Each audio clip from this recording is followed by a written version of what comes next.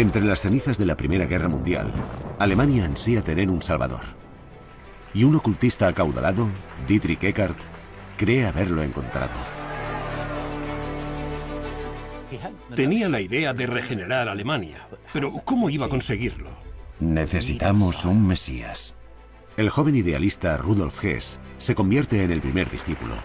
Es el principio de lo que casi se vuelve una historia de amor.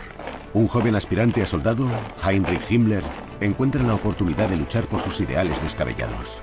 Estas ideas biológicas, raciales, casi mitológicas, tendrán un atractivo inmenso, y este jamás dejará de adorarlas con toda su alma. Y el arrebatador héroe de guerra, Hermann Göring, descubre una causa para alimentar su propia ambición. Quería una Alemania a su imagen y semejanza. Este pequeño grupo de inadaptados y héroes se encuentra en mitad de la violencia y el desencanto de su país destrozado, y sus ansias de venganza los llevarán a cometer los peores crímenes de la historia. Estos tipos pasarán de pelearse por las esquinas a acabar conquistando casi toda Europa en apenas 15 años. Esta es la historia de los entresijos de los secuaces de Hitler, de los celos, las luchas por el poder y los aduladores serviles que crearán un monstruo y pondrán en marcha los horrores más salvajes del Tercer Reich.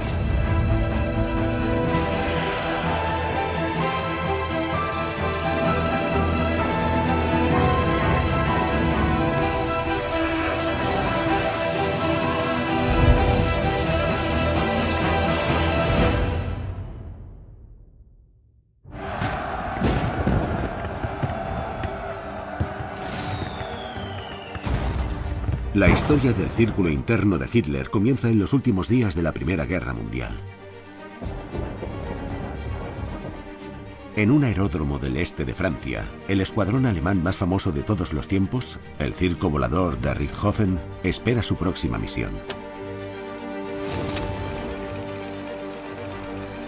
Hace 7 meses que han perdido a su legendario líder, Manfred von Richthofen, el Barón Rojo.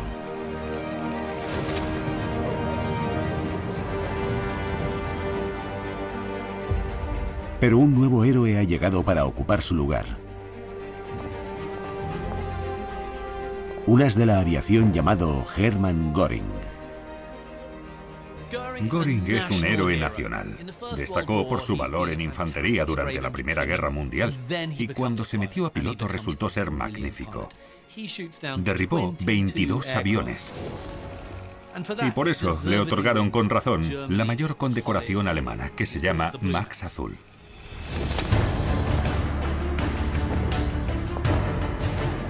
De joven, Göring era de lo más apuesto. Tenía buena presencia. Era un hombre de principios, arrojo y valentía. Es un hombre impresionante. Es gracioso, tiene ingenio. Es un líder nato. Es de esos a los que metes en un cuarto con otras 20 personas y en un periquete ya les está diciendo qué hacer a las otras 19. Pero Göring se enfrenta a una crisis. Se rumorea que el emperador alemán va a tirar la toalla. Sin embargo, Göring se niega. Puede que la guerra vaya mal y que su escuadrón se haya visto reducido a la mitad, pero no piensa rendirse. Göring reúne a sus hombres y básicamente les dice que no hagan caso a los rumores derrotistas de que el Kaiser los va a dejar colgados. Él nunca lo haría, les dice. El Kaiser les va a ser fieles, igual que ellos le son fieles al Kaiser, y plantarán cara por la gloria y el honor de la patria. Göring anima a sus hombres a que se preparen para una última batalla por la gloria a vida o muerte. Pero casi al mismo tiempo que finalizan los vítores, llegan órdenes de detener todas las operaciones aéreas del frente oeste. La orden supone un mazazo para Göring. Significa que todo por lo que ha luchado estos 4 años, todas esas batallas, todos esos combates aéreos, han sido en vano. Han perdido compañeros, han sufrido experiencias inenarrables y parece que no ha servido de nada. Todo se desvanece en 1918. El Kaiser los ha abandonado y ha huido a los Países Bajos. Alemania está a punto de rendirse. Parece que los británicos, los estadounidenses y los franceses van a derrotar a Alemania sin tener que llegar a pisar suelo germano. A Göring, igual que a muchos alemanes orgullosos, la noticia le cae como un jarro de agua fría. Se siente traicionado. ¿Cómo es posible? Creo que se palpaban en el ambiente las ganas de buscar a quien echarle las culpas. Para Göring, no son los valerosos combatientes alemanes los que han perdido la guerra, sino que la derrota se debe a las cobardes maniobras hechas a escondidas por los políticos de izquierdas. Así empieza para Göring, igual que para otros millones de alemanes, una sensación de que les han dado una puñalada trapera. A Göring le ordenan entregar su avión a los aliados, pero no tiene intención alguna de obedecer a quienes lo han traicionado. Para no caer en manos enemigas, Göring les dice a sus hombres que vuelen a casa y que aterricen de emergencia en suelo alemán. Esta escapada dice mucho de su confianza en sí mismo, de sus ínfulas y de su pensamiento de que las reglas y las normas son algo que está por debajo de él. Alemania se rinde, pero Göring jamás.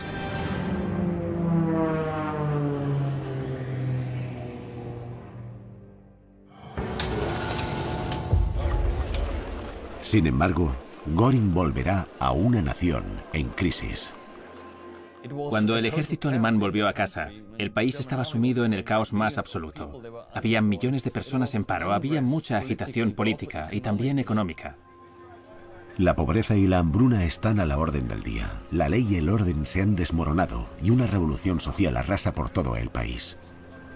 Los intelectuales alemanes están muy divididos entre las políticas de extrema izquierda y de extrema derecha. En el sur de Alemania, la capital bávara de Múnich es un caldo de cultivo para estas ideas extremistas.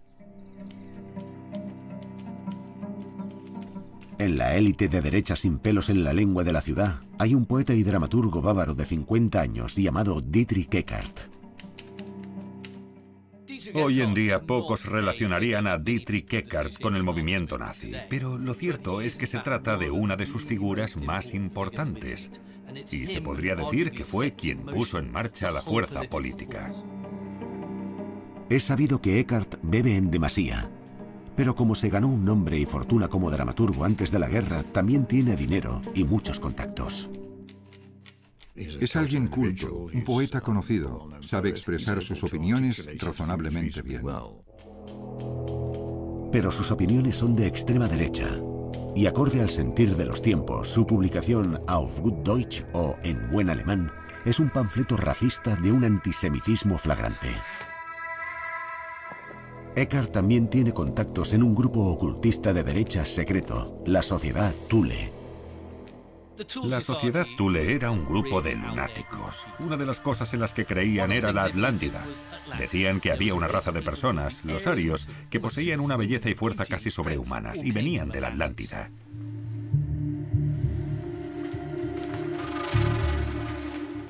Se basa en la noción de que la raza aria, o el pueblo teutón, era la gran fuerza de la civilización a través de los tiempos que se había vuelto germana.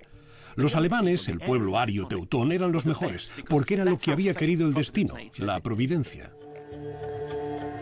Por raras que parezcan sus creencias, para la destrozada conciencia alemana, la idea de haber tenido un pasado glorioso suponía una atractiva vía de escape a la humillante realidad. Es importante darles una referencia a los alemanes, una noción de su identidad histórica. Alemania, como Estado, solo tenía 40 años. Lo que los unía eran las ansias de querer descubrir las raíces de lo alemán. ¿Qué significaba ser alemán? Pero el mito de la sociedad Thule tiene su lado oscuro. Creen que los arios sobrehumanos han perdido fuerza al reproducirse con razas inferiores y de moral corrupta. Ahora esas razas ostentan el control, y el caos que Eckart percibe en Alemania es el resultado. Es un chivo expiatorio. Él dice haber descubierto que existe una conspiración global. Eckart cree a pie juntillas que los enemigos de los arios son los bolcheviques, los comunistas y sobre todo los judíos. La raza judía quiere acabar con todas las demás culturas desde dentro, infiltrándose, corrompiendo el cuerpo desde dentro, como una bacteria.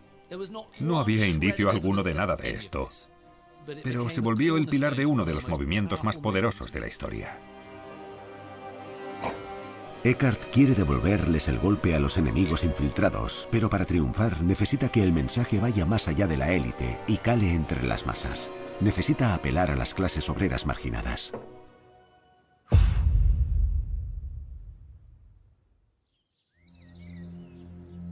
Mientras, con su escuadrón ya disuelto, Hermann Göring vuelve a Múnich.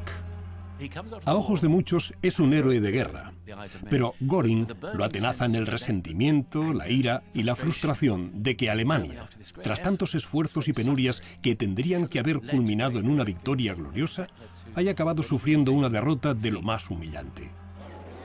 Y Göring prueba la humillación en primera persona.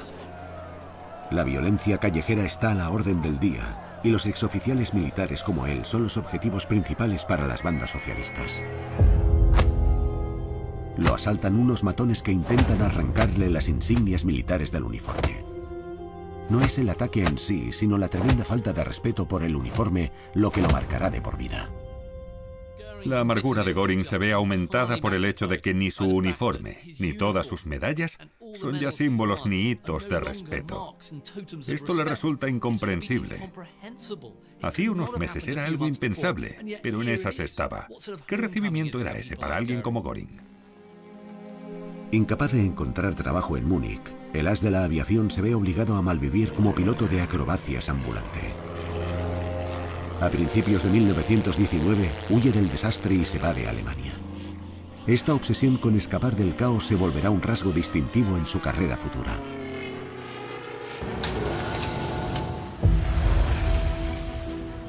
Pero otros, como Dietrich Eckart, están decididos a plantar cara. A principios de 1919, Eckart y los ocultistas de la Sociedad Thule ponen en marcha su plan de difundir su mensaje de derechas. Fundan un partido político de corta vida, el Partido Obrero Alemán, que es solo una de las numerosas pequeñas facciones que surgen y se reúnen en las cervecerías y bodegas de Múnich. En los años 20, estas cervecerías eran microcosmos de agitación política. Al principio, el partido no es nada especial ni del otro mundo. Por aquel entonces era uno de esos grupitos especialmente nocivos, viles, obsesionados y antisemitas que solían ladrar mucho, pero que nadie se tomaba demasiado en serio. Pero la humillación de Alemania está lejos de acabarse. Y pronto, otra crisis de la economía alemana conseguirá que los disparates arios de Eckart encuentren nuevos partidarios. En verano de 1919, los aliados, triunfantes, se reúnen en París y el 28 de junio ellos y Alemania firman un documento crucial, el Tratado de Versalles. En Europa hay gran regocijo, pero para Alemania el tratado supone un desastre. Exige compensaciones en represalia por la Primera Guerra Mundial. Nadie se espera lo mucho que van a sufrir los alemanes por culpa de las reparaciones de guerra impuestas por el Tratado de Versalles. A Alemania le imponen una multa de más de 260.000 millones de marcos, el equivalente a 860.000 millones de dólares actuales.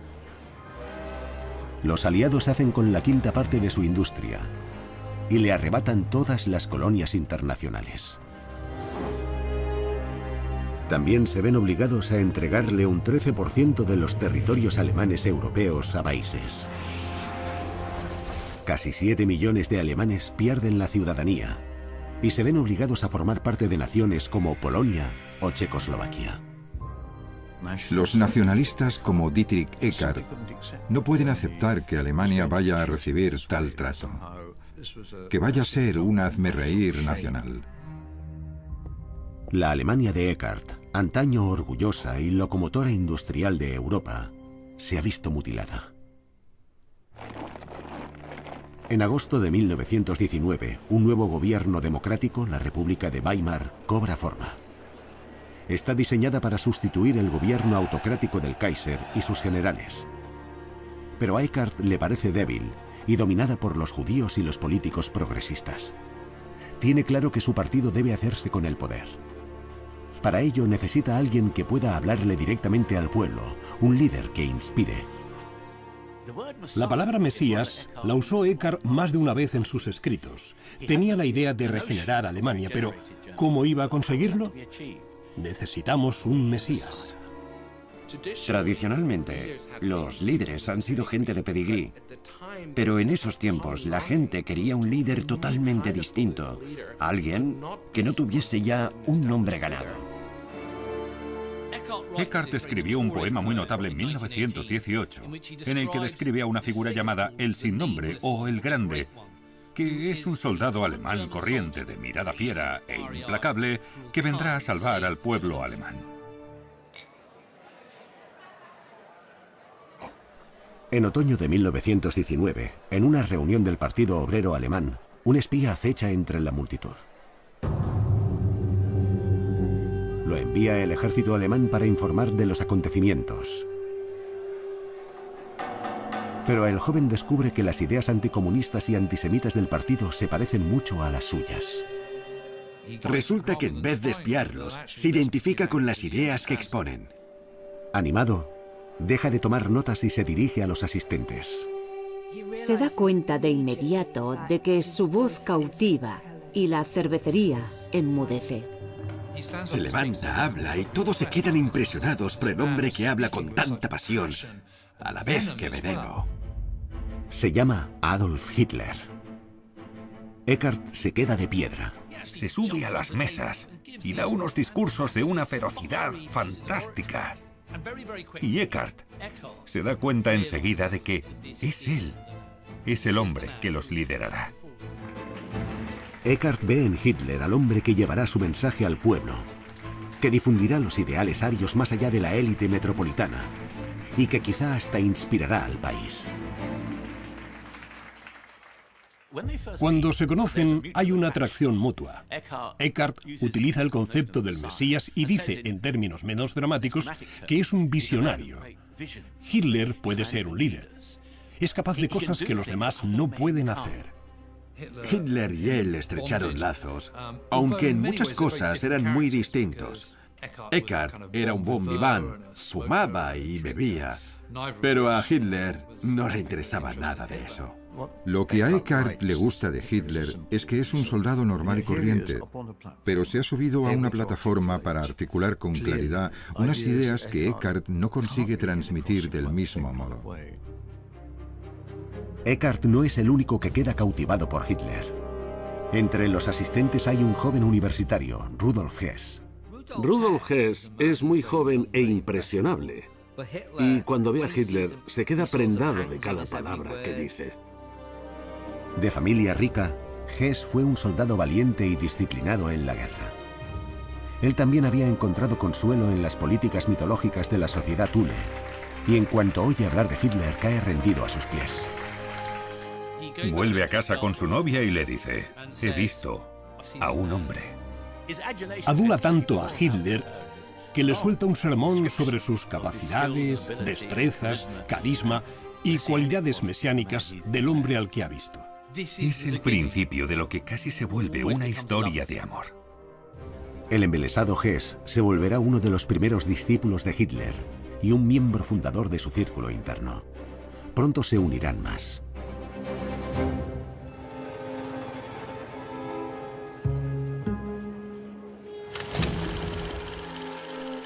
Entre ellos está el atribulado hijo de 19 años de un profesor. Ese hijo es Heinrich Himmler. Himmler había cumplido los 18 años en los últimos días de la Primera Guerra Mundial, y aunque estaba desesperado por demostrar su valía como soldado, ya era demasiado tarde. Una de las mayores frustraciones de Heinrich Himmler era que debido a su juventud no pudo luchar en la guerra y esto lo mortificaba. Tenía ambiciones militares que no había podido cumplir. Himmler, habido escritor de diarios y coleccionista de sellos, había sido un niño propenso a la enfermedad. Himmler no sabe desenvolverse bien y no tiene muchas habilidades sociales. Yo creo que podría decirse que tiene cierta represión sexual. Un grave complejo de inferioridad que compensaba siendo muy agresivo y destructivo, literalmente, al tratar con la gente. El padre de Himmler se había empeñado en mantenerlo alejado de los problemas y lo había matriculado en la Universidad de Múnich para estudiar agricultura. Sin embargo, Himmler tenía las mismas ideas sobre mitos y monstruos que los ocultistas Eckart y Hess, y su enfoque agricultor era muy distinto del de sus compañeros de carrera. Himmler es una figura enigmática en muchos aspectos. Le encantaba el misterio, le encantaba el ocultismo, le encantaban las leyendas. Una de las ideas que obsesionaban a Himmler era la noción de Blut und Boden, sangre y tierra. La sociedad alemana volverá a su Völkisch, a sus raíces, y se volverá a una economía más centrada en la agricultura, además de una raza aria de gran pureza biológica. Y así, Alemania cobrará una fuerza enorme y podrá fundar un imperio. Para el joven Himmler, estas ideas biológicas, raciales, casi mitológicas, tendrán un atractivo inmenso, y este jamás dejará de adorarlas con toda su alma.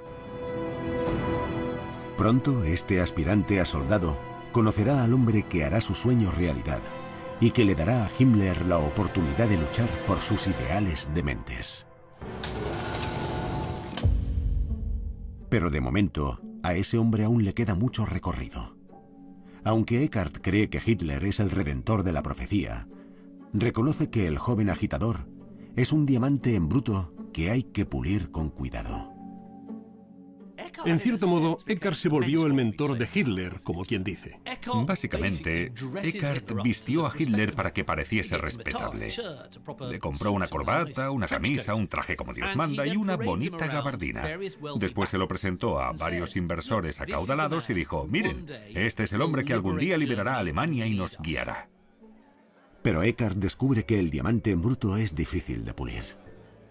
Sí, lo podías vestir de traje y corbata y peinarlo bien, pero luego cuando estaba en guateques sofisticados se ponía a soltar diatribas criticando a los judíos, cosa que les chocaba a las señoras. Y además, comía como un animal, porque tenía mucha hambre y era muy pobre, y carecía por completo de modales en la mesa. Pero poco a poco, Eckart refina el comportamiento de Hitler, y estos dos hombres, que se llevan 20 años, se vuelven íntimos. La relación era de alumno y mentor, o de padre e hijo. Entre ellos había una relación de hermandad. Con Hitler como jefe de propaganda del partido, los dos se ponen manos a la obra para refinar las teorías e ideas del movimiento. Juntos forman un equipo fantástico. Hitler y Eckart se complementaban a la perfección. Aunque Eckart no hablaba bien en público, ni mucho menos, escribía de maravilla y era un gran teórico, mientras que Hitler divagaba mucho y tampoco es que escribiese muy allá. Lo que hacía Eckart era coger las frases de Hitler, pulirlas, ordenarlas y devolvérselas para que Hitler pudiese pronunciarlas con su estilo de oratoria tan potente que embelesaba al público. Iba como la seda. Los nazis prometen recuperar las tierras robadas por el Tratado de Versalles y acabar con las desmesuradas reparaciones exigidas por los aliados. La genialidad es que son promesas sencillas y fáciles de recordar, por lo que consiguen mucha relevancia política. Eckart les da su grito de batalla: Deutschland erwache, Alemania despierta. El partido también recibe un emblema nuevo que los místicos de la sociedad Thule consideran de origen ario: la esvástica. El movimiento queda rebautizado como el Partido Nacional Socialista Obrero Alemán. Ha nacido el partido nazi. El movimiento gana fuerza poco a poco y los poderosos empiezan a darse cuenta. Gente como el capitán Ernst Röhm. Para los nazis, Röhm, que sigue siendo oficial al servicio del ejército alemán, podría ser alguien clave, porque tiene acceso tanto a hombres como a armas. Röhm era un soldado condecorado de la Primera Guerra Mundial, con varias distinciones al valor. Le encantaba la guerra, le encantaban el ejército, el combate y el conflicto. Creía que los objetivos solo podían alcanzarse usando la violencia. Pero debido al Tratado de Versalles, el querido ejército de Röhm se había visto reducido a tan solo 100.000 hombres. Y los aliados estaban confiscando y destruyendo su equipamiento. Por eso el ejército escoge a Röhm para que establezca en secreto unos grupos paramilitares extraoficiales y que acumule armas. Röhm estaba afianzando unos cimientos de poder formidables. Pasaba armas de contrabando y por eso lo apodaron el rey de las ametralladoras. Röhm utiliza el miedo y la violencia para conseguir lo que quiere. Es una persona de lo más desagradable. Es un abusón, un matón y un adicto al poder y a la autoridad. Como es inevitable, Röhm se ve atraído por el mensaje nazi y por su carismático portavoz nuevo, pero su relación con Hitler no es nada afectuosa. Para Röhm, Hitler es una herramienta para conseguir un fin. Recuerden que es un oficial, un capitán, así que se considera por encima de Hitler, quien debería cumplir sus órdenes. Al principio, el partido nazi no veía a Hitler como el líder, sino como el tamborilero. Era alguien que podía granjearles apoyos y por eso, para alguien como Röhm, que ostentaba un gran poder por derecho propio, le venía como anillo al dedo. Röhm se une al movimiento, apoya económicamente a Hitler y le presenta a oficiales superiores militares, patriotas todos ellos. El partido crece, pero si quieren dejar huella, tienen que hacer más que dar discursitos en cervecerías. En diciembre de 1920, Eckart y Röhm ven la oportunidad de llevar su mensaje nazi a las calles. Recaudan fondos para comprar el periódico semanal en declive de la sociedad Thule. Es una primera incursión en la propaganda de masas, una herramienta que los nazis aprenderán a usar con eficiencia apabullante. El Völkischer Beobachter es un ejemplo clásico del empleo de los medios por parte de los nazis para difundir su mensaje. Con este periódico, sus titulares rimbombantes, su contenido llamativo y sus imágenes potentes, pues cualquier editor actual reconocería que son herramientas poderosas. De momento, oficialmente Hitler solo es el portavoz del partido, pero Eckart, acomodado en el puesto de editor jefe, no pierde el tiempo a la hora de vender su visión de Hitler como el Mesías de Alemania. Hitler no se considera el Mesías, se cree que es Juan el Bautista y que en algún momento aparecerá el Mesías. Pero Eckart se refiere a Hitler como Der kommenden Großen, el próximo grande. Y le adjudica los poderes místicos de un líder teutón ario mitológico. Cautiva la imaginación de los lectores, pero también alimenta el ego de Hitler. Animado por gente como Eckart, Hitler empieza a pensar que quizás sí que es él el salvador de Alemania. Hitler empezó a considerarse a sí mismo alguien con poderes cuasi divinos.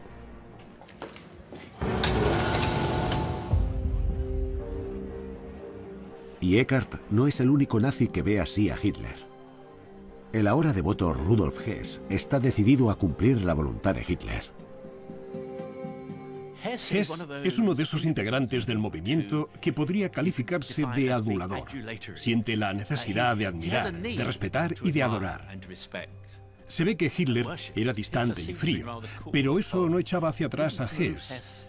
Le hacía parecer más atractivo, quizá por el misterio. Hess está casi enamorado de Hitler. Lo tiene hipnotizado. Es como un perrito faldero, es cariñoso. Se da cuenta de que siempre vivirá a su sombra, y a su sombra quiere vivir él. Poco después de que salga el artículo de Eckart, Hess empieza a referirse a Hitler como el líder, der Führer. El Führer de Hess está a punto de transformarse.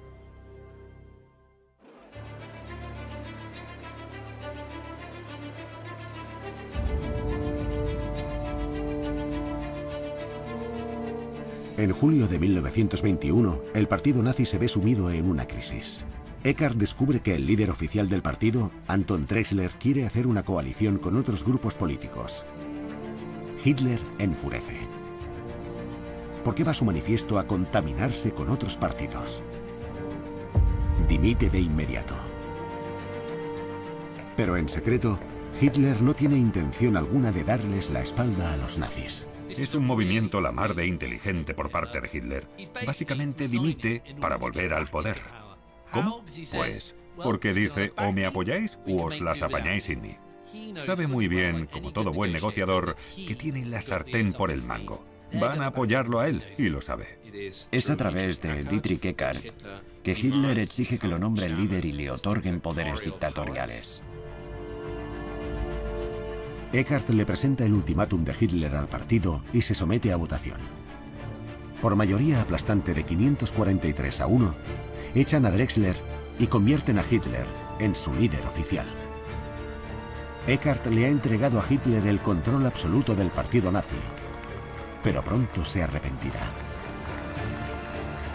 Los nazis siguen siendo una mera organización minoritaria. Si quieren llevar a cabo su plan de hacerse con el poder por la fuerza, necesitan más que palabras. Necesitan un ejército. Hay que recordar que la política alemana de aquellos tiempos era de una violencia descomunal. Ernst Röhm empieza a crear la fuerza paramilitar del partido, la llamada sección deportiva. En otoño de 1921 ya tiene 300 miembros y un nuevo nombre, la sección de asalto o Sturmabteilung. La SA de Röhm echa a los alborotadores de las reuniones e intimida a los rivales políticos, pero le falta disciplina. Necesita un líder, y Röhm, que es oficial del ejército, no puede ocuparse. Como si viniese escrito, el hombre perfecto para el puesto vuelve a Múnich. El famoso héroe de guerra Hermann Göring ha regresado, y el ambicioso as de la aviación se mete de cabeza en la causa que puede otorgarle el poder y la influencia que tanto ansía. Göring piensa que es algo a lo que debe unirse. Es un movimiento pequeño en el que puede ser alguien importante. Göring no traga con todas las ideas extremistas de Hitler, pero está dispuesto a dejar al margen las objeciones morales a cambio de tener poder y reconocimiento personales. Para él, el nazismo era un medio para alcanzar un progreso personal. No miraba por nadie más que por él. Quería una Alemania a su imagen y semejanza. Al día siguiente de ver hablar a Hitler por primera vez, los dos hombres se reúnen, y Göring comprende su valor para Hitler y el partido nazi. Es famoso, muy conocido. La gente venera a Göring. Es una buena incorporación para el equipo.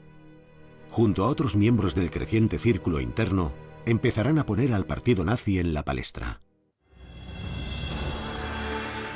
Hess recluta cada vez más miembros. Röhm se ocupa de entrenar al ejército secreto, y Göring se dispone a convertir la Sturmabteilung en una fuerza formidable. No cabe duda de que Göring era ducho en política y un organizador muy capaz de los soldados de asalto. Sabía lo que hacía.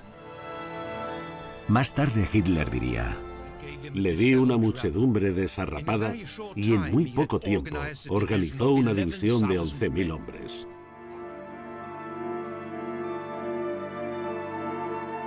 Pero mientras Göring, Röhm y Hess no dejan de ascender, Dietrich Eckart se ve cada vez más apartado del círculo de Hitler. Le parecía que Eckart se había convertido en un lastre político. Bebe demasiado y piensa mucho, pero hace poco. Le falta espíritu revolucionario. Hitler se ha hartado de su mentor y Eckart cada vez le da más a la botella. Eckart empieza a tener serias dudas sobre Hitler. También lo acusa de tener complejo mesiánico. Lo que es irónico. ¿Por qué? Porque fue Eckart quien siempre buscó un mesías. Y ahora que lo tiene, a Eckart no le gusta. Hitler dice que Eckart es un fatalista, un pedante y un pesimista. Creo que Eckart tuvo una revelación y se preguntó qué había creado. ¿He creado un monstruo político que no voy a poder controlar? Ernst Röhm también sufre una crisis. Ha empezado a llamar la atención de los comandantes del ejército, a quienes preocupa su creciente implicación en la política de extrema derecha. Le dan un ultimátum. Tiene que escoger entre su carrera y el partido nazi. Röhm tiene que elegir entre quedarse en el ejército y arrimar el hombro para restaurar la antigua gloria del ejército alemán o irse con los nazis. Para él es una decisión dificilísima. De momento, Röhm sigue reclutando a luchadores entregados para la milicia y le llama la atención uno especialmente entusiasta: el aspirante a soldado Heinrich Himmler. La oportunidad que gana Himmler al relacionarse con Röhm es el uniforme. La idea de poder ser soldado, quizá uno de juguete, pero se le puede considerar soldado y eso le atrae. Röhm presenta a Himmler ante el creciente partido nazi y en agosto de 1923 se convierte en el miembro 14.303. Al principio, está pegado a las faldas de Rom. Hay pocos indicios de que vaya a volverse el antisemita más sanguinario y temido de todos. Todos los protagonistas están en sus puestos y solo necesitan una ocasión de dejar huella. El universo conspira para ayudarlos, y Alemania se ve sumida en un caos financiero cuando la hiperinflación atenaza la economía. El precio del pan sube de 165 marcos a más de 1.000 millones en apenas 10 meses. La hiperinflación de 1922 y 1923 tuvo un efecto devastador para muchos alemanes. De la noche a la mañana, las fortunas perdieron todo su valor. Ese año los alemanes no sabían qué iba a pasar. ¿Va a venirse todo abajo? ¿Qué sucede? ¿Cómo se rescata a Alemania de la crisis? Al gobierno de Weimar no le queda otra alternativa que dejar de pagar las reparaciones a los aliados. Como represalia, las tropas francesas y belgas toman uno de los pocos activos de Alemania, el Ruhr, el corazón industrial del país. Es la primera vez que hay tropas extranjeras en territorio soberano. Lo peor que se le puede hacer a un pueblo es ocuparlo. Y para los alemanes, que son orgullosos hasta la médula, supone un insulto gravísimo y una tremenda humillación. Para Göring y los nazis, supone una llamada a las armas. Ahora tenemos las circunstancias perfectas, el colapso total de la economía y la ruina de la clase media. Para ellos este es el momento. 1923 es cuando dicen vamos a dar el golpe. Göring sabe que el tiempo corre y quiere actuar ya. La crisis económica se está cebando con las arcas del partido y la sección de asalto empieza a inquietarse.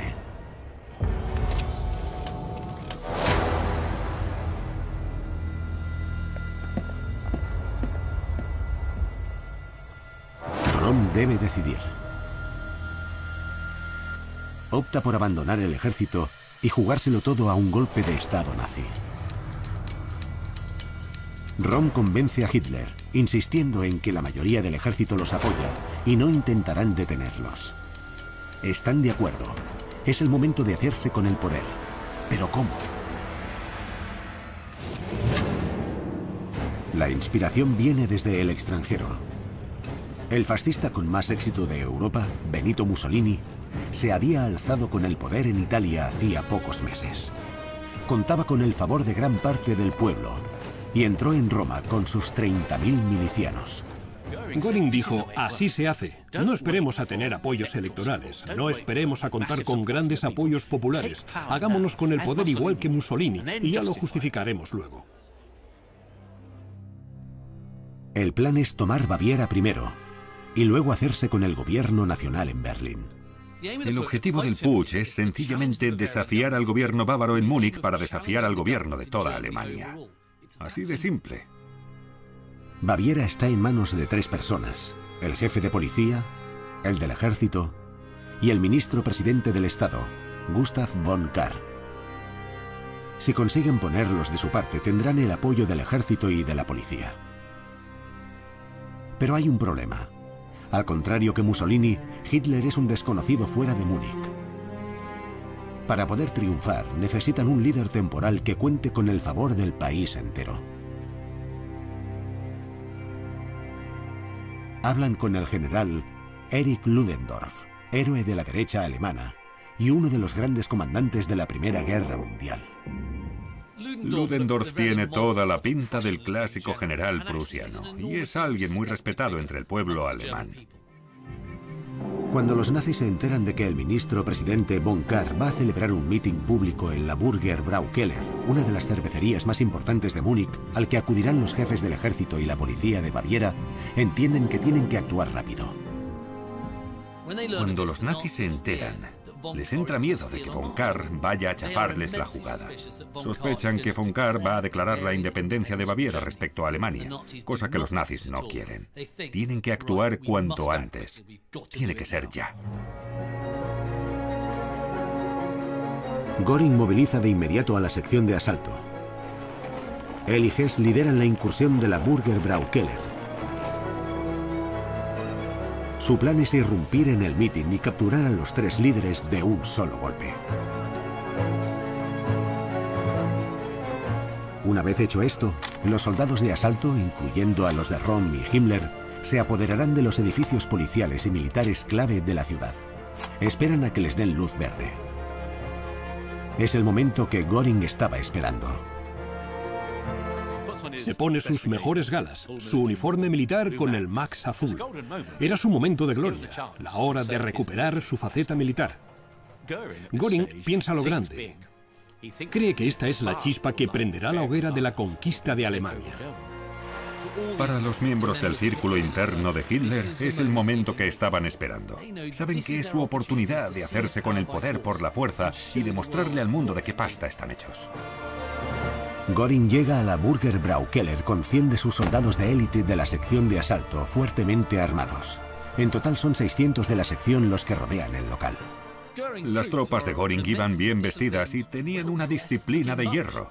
Así que cuando llegaron a las puertas de la Burgerbraukeller, la policía local dio por hecho que eran soldados normales y corrientes y les dejaron a lo suyo. La verdad es que es un engaño magnífico.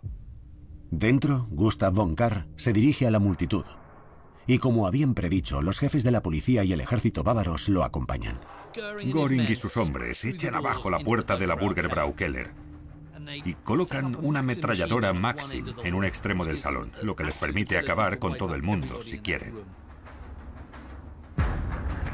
Luego se abren paso por la cervecería para despejarle el camino a Adolf Hitler. Hitler entra con la sección de asalto y toma el control. Dispara al techo y caen trozos de enlucido y madera. Hitler declara que la revolución nacional socialista ha empezado. Se llevan al triunvirato con ellos y empiezan a negociar. Hitler intenta convencer a los 3 líderes estatales de que se unan al golpe, pero se niegan. Von Kahr y los otros 2 no piensan consentirlo. No van a decirle a Hitler que lo apoyan y les parece todo bien. Hitler necesita desesperadamente el poder de persuasión de su líder nacional, Ludendorff, pero aún no ha llegado. La figura destacada que han reclutado para darles una pátina de refinamiento y autoridad no da señales de vida. Pistola en mano, Hitler los amenaza, pero no ceden. Hitler se da cuenta de que los nazis y él no pueden liarse a tiros, porque así no conseguirán nada. La cosa se está yendo a pique. En el salón principal, Hess señala a los rivales políticos importantes para que se los secuestren y se los lleven de la ciudad, mientras que Göring controla a la multitud. Göring intenta que las cosas no se descontrolen en la cervecería, y para ello hace un despliegue de autoridad, abriéndose el abrigo para que se vea el Max azul. Se puso a hacer bromas y a decirles que mantuviesen la calma, que tenían cerveza para beber. Es la mejor faceta de Göring, o la peor según se mire.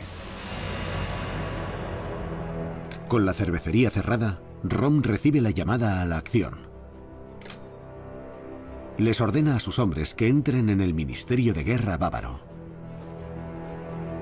Himmler enarbola la vieja bandera imperial con orgullo.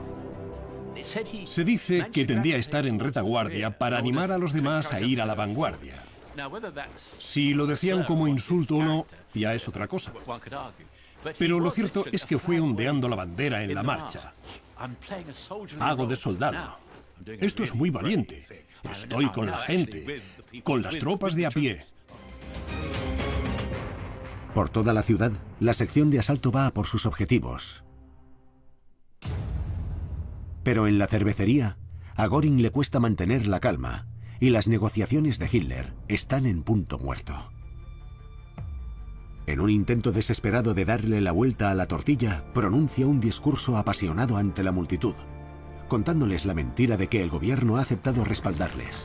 Sorprendentemente, la gente se lo cree, y entonces, como si fuese una coreografía, llega Ludendorff.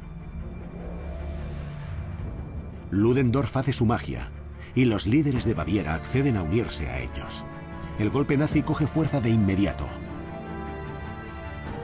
En las calles, la unidad de Röhm y Himmler se ha hecho con el control del Ministerio de Guerra, y hay tropas militares y policiales de Múnich que deciden unirse al alzamiento. Se diría que el golpe va a tener éxito. Hitler decide dejar al mando a Göring y a Ludendorff y se va a ver cómo va Rom. Hitler se va de la Burger Braukeller a las barricadas, donde se encuentra con Rom. Le da un abrazo y le dice: está en marcha, se está formando el gobierno del nuevo Reich. En la Burger Braukeller, el ambiente está más relajado. Pero mientras un distraído Göring va a por bebidas para sus hombres, Ludendorff comete un grave error. Parece que von Kahr convenció a Ludendorff de que lo soltara, y este dijo: vale, pero dame tu palabra de que no darás marcha atrás.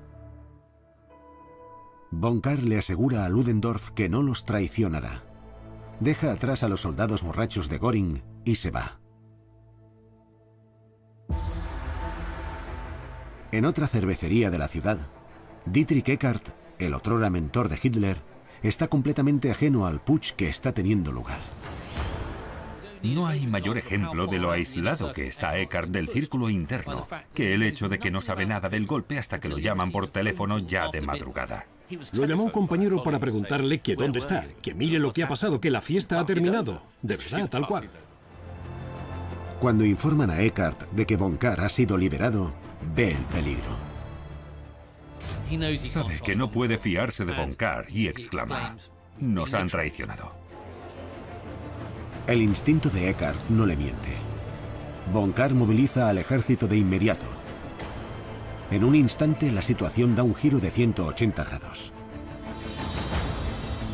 El golpe ha llegado a un punto muerto, y cuando amanece al día siguiente, Göring y el resto del círculo interno no saben muy bien qué hacer.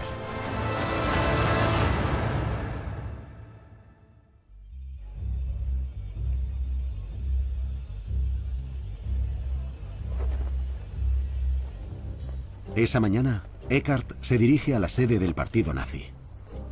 Las tropas de la sección de asalto cantan su himno, Alemania despierta. Pero Eckart, quien ayudó a ponerlo todo en marcha, se ha quedado totalmente al margen del golpe. Entonces llega su antiguo pupilo. El coche de Hitler frena en seco ante Eckart. Hitler le lanza una mirada furiosa y le dice: métete en el coche de detrás y sígueme. Será la última vez que estos dos hablen.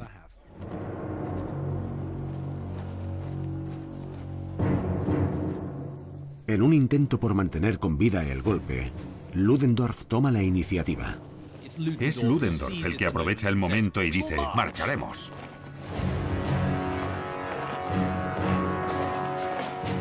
Los nazis se dirigen al centro de Múnich como última jugada desesperada. Göring, Hitler, Ludendorff, están todos. Y se cogen de los brazos. Pero las autoridades los están esperando.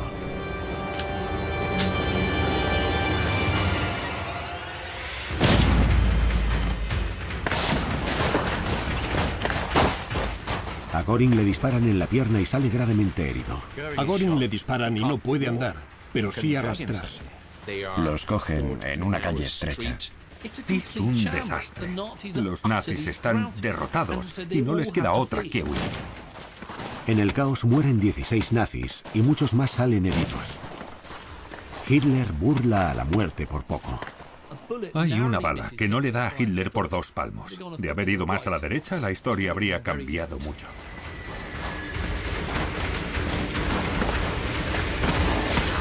Eckart observa cómo el hombre al que había formado para ser el grande huye por su vida. El golpe ha acabado siendo un desastre total.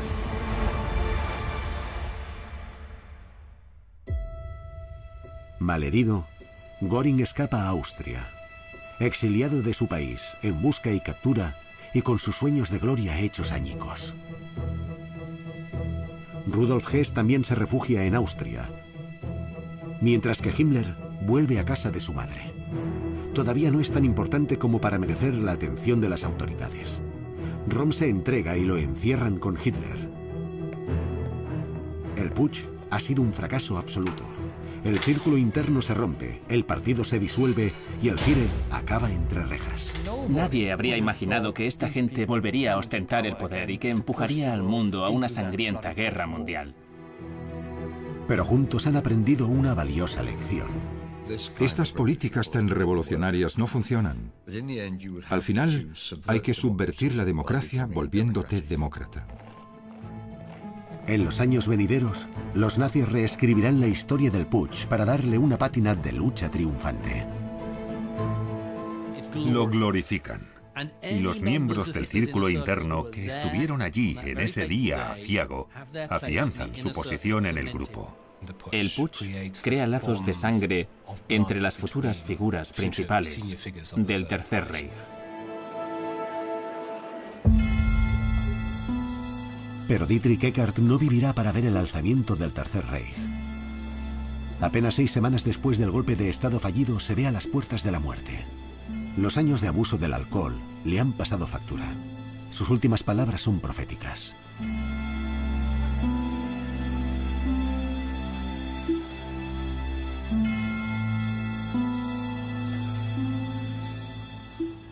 Es Eckart en estado puro. Se pinta como el titiritero que había sido el auténtico artífice de la nueva Alemania que estaba por venir. La muerte prematura de Eckart supone el final del primer acto del movimiento nazi, pero su legado perdura. Eckart nunca lo sabrá, pero al menos en público, Hitler siempre lo respetará casi como si fuese un miembro permanente del círculo interno. Le dedicará el primer volumen de Mi lucha a Eckart, a quien llamará el padre espiritual del nacionalsocialismo. Eckart muere, pero sus ideas sobreviven. Evidentemente, serán ejecutadas por Hitler y su círculo interno y llevarán al mundo al borde de la destrucción. El círculo del mal de Hitler todavía no ha llegado a su fin.